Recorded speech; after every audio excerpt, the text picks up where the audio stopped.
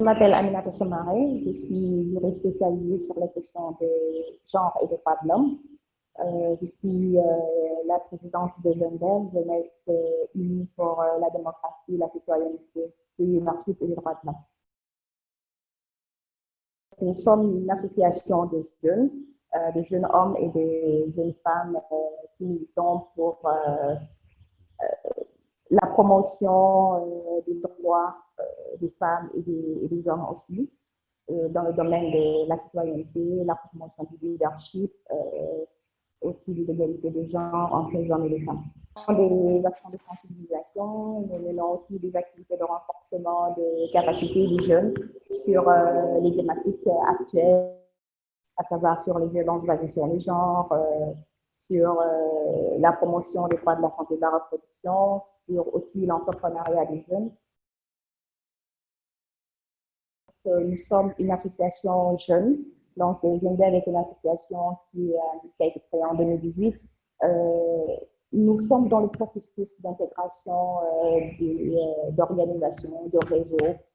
Nous avons participé à deux campagnes qui sont très récentes. Donc, une campagne sur la criminalisation du GR au Sénégal et une autre campagne une campagne qui est en cours d'ailleurs sur la dépénalisation de l'avortement au Sénégal. Pour moi, ce qui caractérise le mouvement féministe sénégalais actuel, c'est la jeunesse.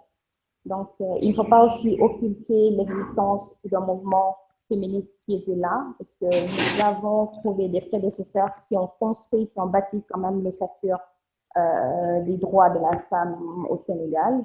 Donc, pour ma part, ce qui caractérise le mouvement féministe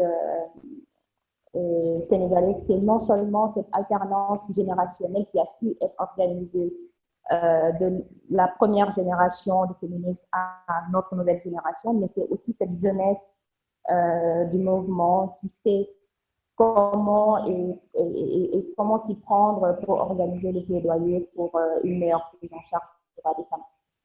Et le défi, peut-être le défi auquel nous sommes confrontés ou nous pourrons être confrontés, c'est encore les réticences socioculturelles. Parce que déjà, ici au Sénégal, la femme féministe est cataloguée. Voilà, donc lorsqu'on sait que tu es féministe, déjà, on te met dans un certain carcan en disant qu'on a des réflexions, on a des idéologies occidentales. Pour moi, le principal défi aujourd'hui, c'est d'être accepté en tant que défenseur des droits de la femme. En tant que femme, on est discriminée, mais en tant que noire, parce que ces personnes qui nous écoutent, ces personnes qui nous entourent, nous font dans une certaine appartenance, dans une certaine croyance, en nous disant que non, nous sommes africaines. Ces revendications-là ou ces idées que nous véhiculons ne font pas partie de nos idéologies, ne font pas partie de nos traditions, ne font pas partie de la femme africaine.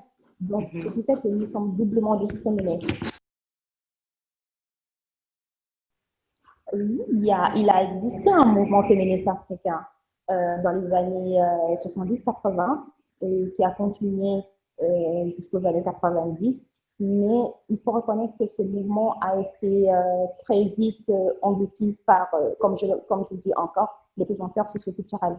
Il a contribué aujourd'hui à mener des actions de pression, à mener la pression sur les États pour qu'il y ait des avancées sur le domaine des droits des femmes.